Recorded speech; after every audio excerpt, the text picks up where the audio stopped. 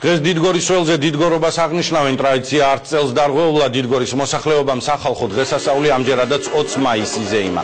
გაიმართა ჭიდაობა და დოღი გამარჯვებულებს საჩუქრად ხვარი და ხატები გადაეცათ. დიდგორობის საქართველოს ისტორიული თარიღის აღნიშვნის ტრადიციას საფუძველი საუკუნეების წინ ჩაეყარა ამ დღეს დიდგორის ველზე დიღმის ხეობის ქართლ-კახეთის სოფლებისა და თბილისის მაცხოვრებლები იკრიბებოდნენ.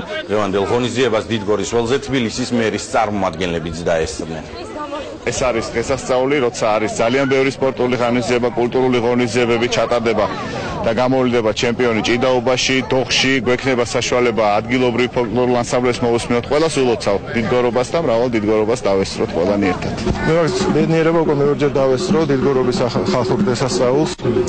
ეს დღესასწაული იმართება მერიის და გამგეობის ხელშეწყობით. გამგეობაში არის დაწესებული პრიზები ჭიდაობაში და დოღში გამარჯვებულებისთვის. კაი შეცდომა არის, მოგება რამე ყველანაირი მოგება, კაი არის. კაი იყო ნამდვილად. მაყოფილი ვარ ამ მოგებით. ყველას მაძლობას ვუხდით.